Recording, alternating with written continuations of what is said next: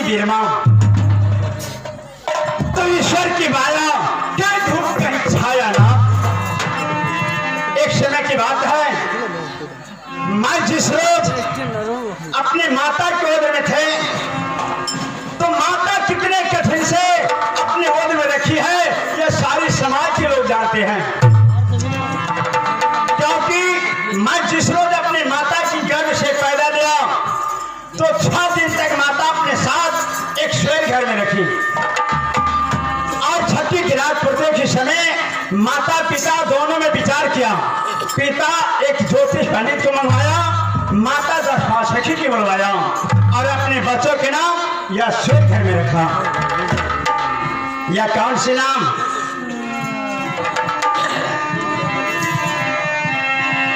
आबेश्वरी घरे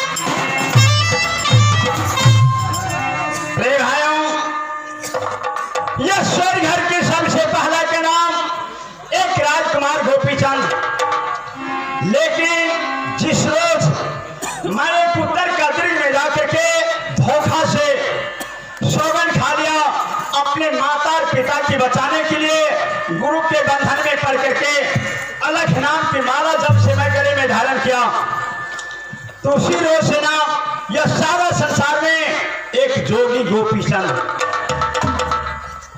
तो मैं गुरुदेव की जब से झोला उठाया, तो सबसे पहले मुझे गुरुदेव माता के दरबार में भेजा, माता के हाथ से भिक्षाटन करने के लिए। जब मैं माता के हाथ से भिक्षा लेकर के अपने गुरु के आश्रम में आया, तो गुरुदेव मुझे बहन के दरबार में भेजने की आज्ञा दिया। लेकिन जब मैं अपने बहन के दरबार में जाने से स्वीकार किया, तो यह गुरुदेव स्वामी मुझे कुटिल वचन सुना दिया। भगवान, मुझे बेबस होकर के बहन के दरबार में मुझे जाना पड़ा। जब मैं बहन के दरबार में गया, तो रास्ते में कितने संकट हुआ वो स्वयं मैं जानता हूँ, और एक ईश्वर भी जानते हैं। तो मैं कितने गर्जन कितने फजर सह करके मैं बहन के दरबार में गया। लेकिन बहन के दरबार में जाने के बाद नौरीन के हाथ में भिक्षा देकर के भेजा, और गुरु का कहना, जो बेटा नौरी के हाथ से भिक्षा मत लेना। मैं बहन के दरबार में नौरी के इनकार किया भिक्षा से। तो नौरीन के हाथ में खाना पढ़ने दे करके बहन भेजवाई। आज मरवा करके और मार करके जब नौरीन बहन के पास गया तो बहन अपने हाथ में झाड़ू बढ़ने ले करके मुझे पास आया और मुझे पिटाई किया, सारे प्रमाण दिया, एक भी प्रमाण को स्वीकार नहीं किया बहन। लेकिन बांध करके जब मुझे कारागार में ले गया, घोड़ा घुड़सार में खाने के लिए गुंडा खुदी का रोटी। कितने दुख की बात है। वह बहन मुझसे बड़ी माता के बराबर में, लेकिन खाने के लिए क्या दिया तो गुंडा खुदी का रोटी। वह गुंडा खुदी का रोटी मैं माँ धरती की सोच करके जब मैं भोजन करने के लिए चाहा तो माँ धरती ने मना कर दिया। आगे माता जब है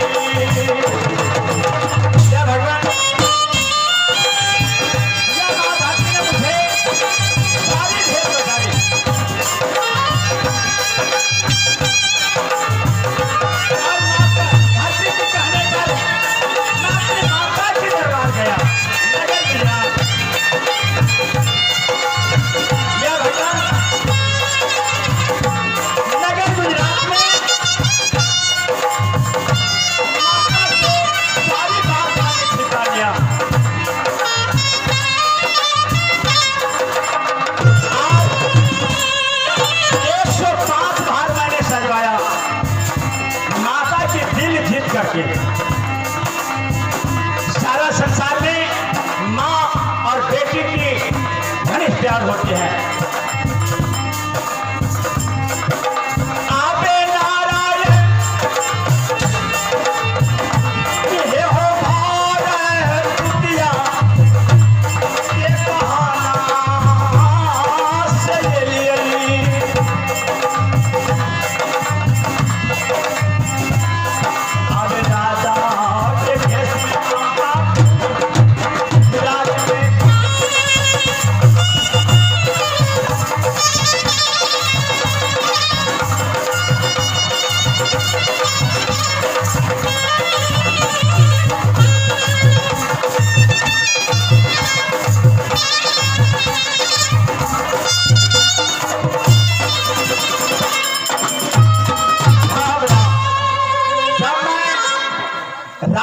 पोशाक लगा करके अपने बहन के दरबार में मैं प्रवेश किया तो बहन कितने अपने भाई के लिए प्रबंध किए थे जो कहने का योग नहीं है।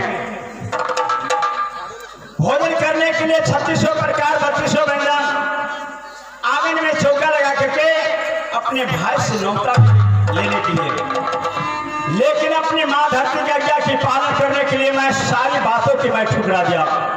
फिर मैं वहां की घोड़ा घुड़सार में ले गया भोजन करवाने के लिए और करने के लिए।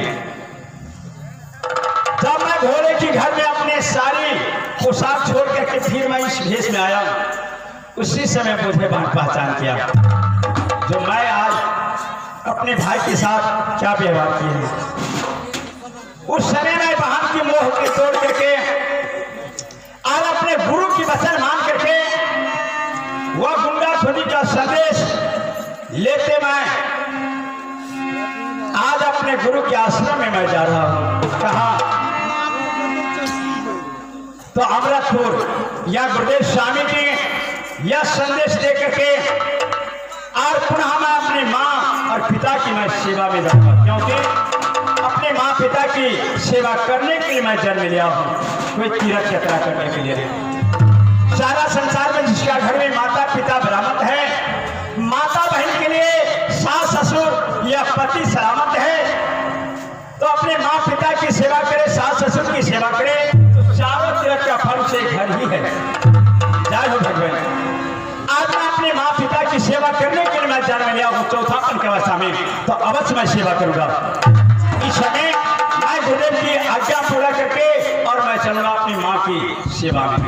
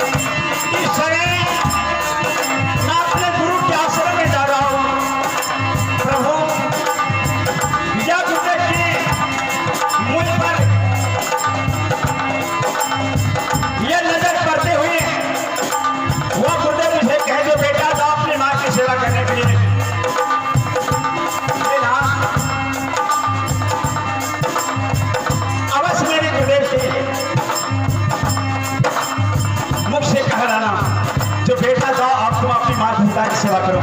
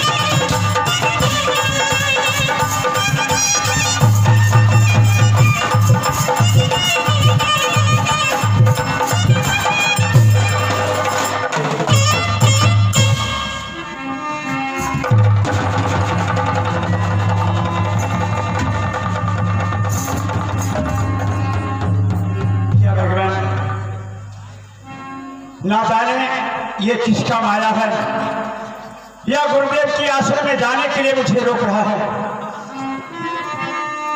इस समय मैं अपनी माँ की छोड़ करके आया हूँ और माँ की मैंने वचन दिया जो माँ मैं बहन के अपने साथ में लेकर के मैं तुम्हें तुम्हारी मुलाकात में करवाने के लिए मैं आऊँ लेकर के आऊँगा। भगवान इस समय मैं अपनी माता के पास चलता हूँ, जो माता की ममता मुझे खींच रहा है। माता की आत्मा की शांति देकर के उसे बाद में गुरु के आश्रम में जाऊंगा। जय हो भगवान। आगे माता